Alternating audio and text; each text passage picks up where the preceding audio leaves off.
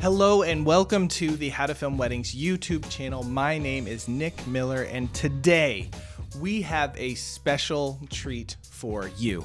As you have probably heard if you've been listening to our podcast or watching other YouTube videos, we are launching applications. We are opening up applications for our Mastermind program in just a few short days.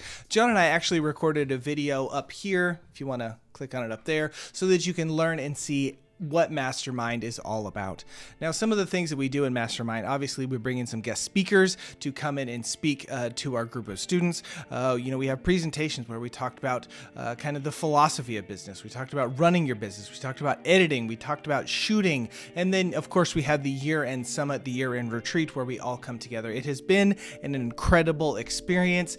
And since we are launching applications for Mastermind in just a few short days, we thought it would be really cool to open up the hood and give you a behind the scenes look at some of the things that we've actually spoken about and some of the things we've actually talked about in our Mastermind. Now, if you'd like to jump on the wait list, head over to howtofilmweddings.com/mastermind. You go over there, you get on the wait list, and as soon as we open up applications, we will send you an email so that you can sign up and be a part of Mastermind. So how Mastermind works, every week we would get together in a Zoom call and, we would have a topic of discussion. We would have, John and I would do presentations. We would have our guest speakers come in and they would share their information. So we would join via Zoom. John and I would record those sessions. And then, if you couldn't make it live, and we would put it in our Facebook group, we would put it in our, education platform so that people could participate in it if they could not join live. And this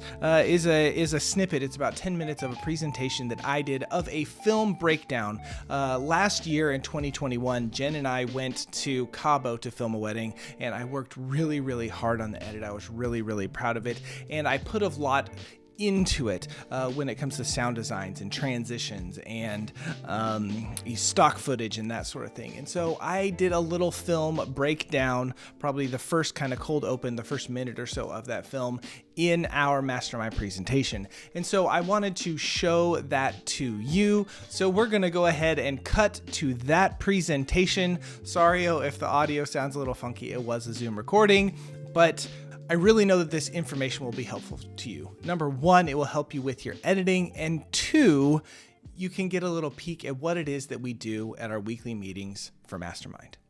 So this is my film, Isaac and Allison. It was in CABO. I'm going to show you the first minute of this, and then I am going to go in and kind of talk about some things about the film and go from there. So ready to jump in? Yeah, John? Yes. Yeah. Okay. I can only see you, so that's why I say that. Oh, really? Okay. I can only see you too, buddy. Oh, I mean, I okay. see all the other people, but I only see you.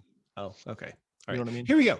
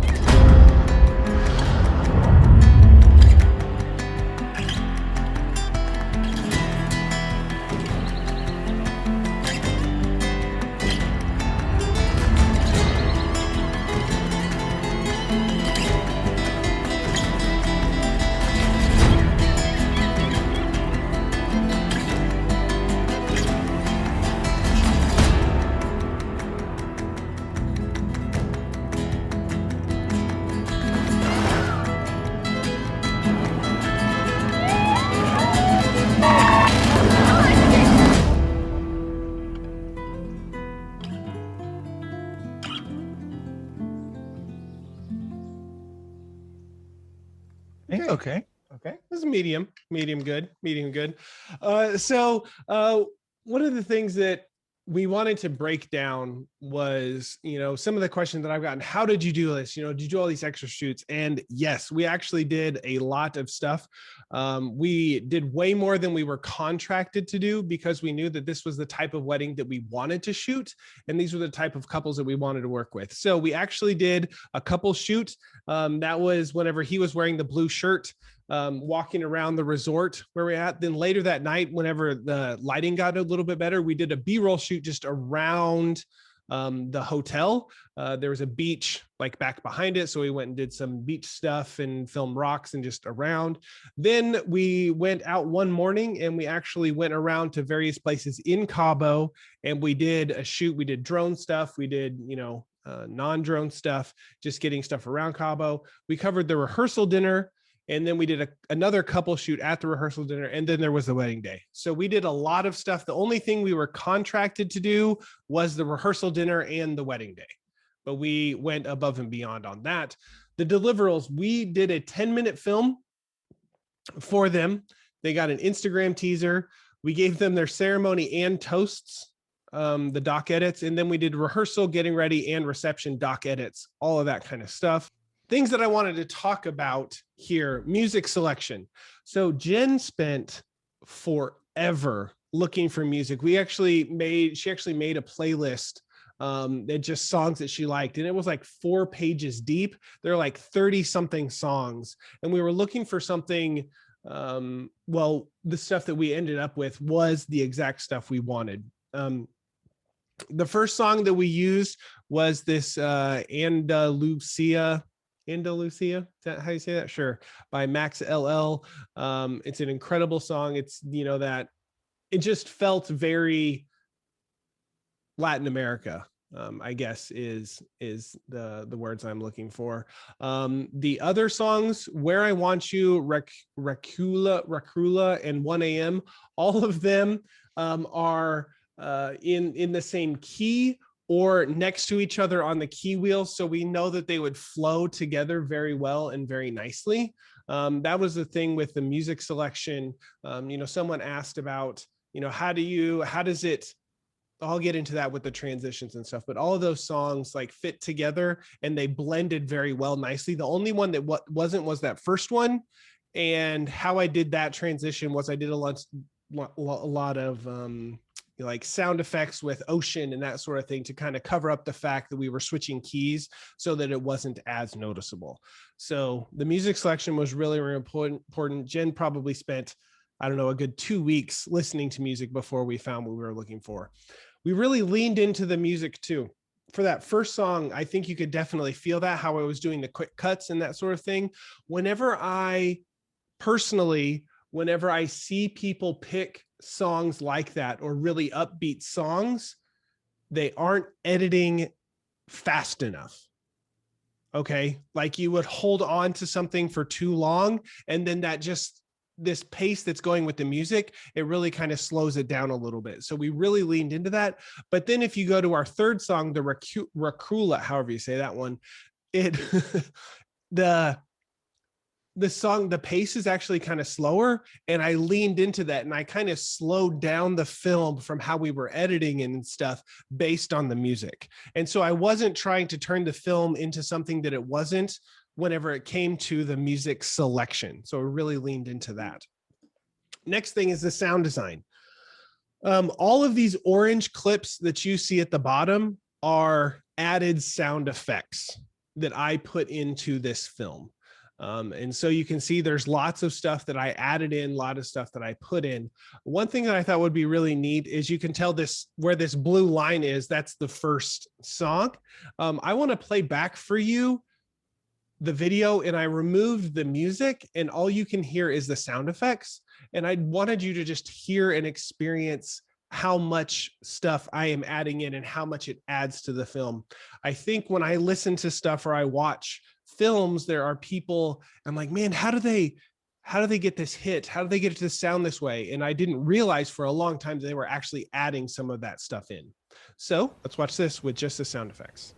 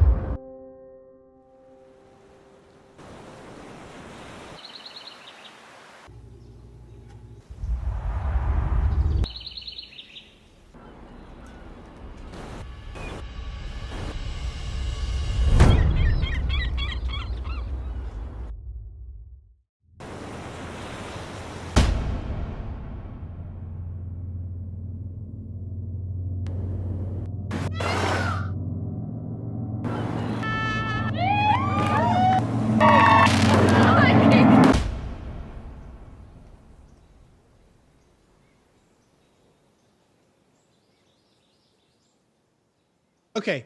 I know as you're watching that, you might be like, I might have been not as interesting to watch, but it definitely adds something so much to your films when you put in stuff like that. This was the first film that I've actually ever added in trailer hits like that, those hard, like, boom that you see, in watching movie trailers and stuff. But it really added, especially with this song, it added to the film. Transitions. I was talking about the music that we selected for these films and how they just flowed right into each other because they were in the same key, and it just made sense. One thing that I did, and I actually got this idea from Mackenzie, is in a film that I watched of hers a while ago.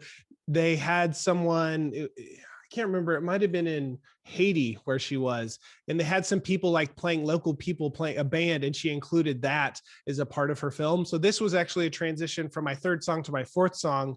I included some of the mariachi music playing as just kind of a transition over. But whenever you have songs that are in the same key or next to each other on the key wheel, John, we have that somewhere. I can post that in the group if you guys don't know what that is. They flow and they sound like they're working together, and it doesn't mess with you, trick your ears and that sort of stuff. Another thing that I did with this is I actually used 3 stock footage shots for this film. This was one of them. This is a really famous cave island something or other in Cabo, but I didn't get a shot of it, and so I found stock footage and I purchased it. That time-lapse video that you saw of Cabo, that was stock footage. I think that maybe I was always really against using stock footage, like I thought it was cheating or something like that, but I think it's just like using sound effects. That's what it's there for. It adds to the story. And this was how I was able to transition, because the reception or the rehearsal dinner was like over here on this beach that you can see in the top corner. That's where the reception was, or the rehearsal was. So it really tied in this place to that one. And this is where I could use a bunch of sound effects to kind of cover up, the key from the first song and the second song being a little bit different. And then they're actually vloggers. She has, 20,000 followers on YouTube, and she has lots of stuff. And so we were actually able to Jen spent way too long going through a bunch of videos and finding clips, and we were able to incorporate that in their film, which just added to it, took it definitely to the next level. Now, whenever I concluded this presentation, John had about 10 minutes or so where he talked about one of his recent edits and the things that he was thinking about while that edit was happening. And then we opened up the floor for Q&A. That's one of the great things about Mastermind is if you have questions, you don't have to wait for a YouTube video or a podcast or something for it to come out. You can ask me and John, you can ask our speakers, our presenters that we bring in each month, and you can talk to them and ask them the specific questions that you have. So again, applications for Mastermind are opening in just a few days. If you head over, again, I will put this link, head over to howtofilmweddings.com/mastermind. You can hop over there, you can jump on the wait list, and as soon as applications open, you will be notified so that you can apply to be a part of Mastermind. Thank you so much for watching. Remember, head over to howtofilmweddings.com/mastermind to get on that wait list. And until next time, we will see ya.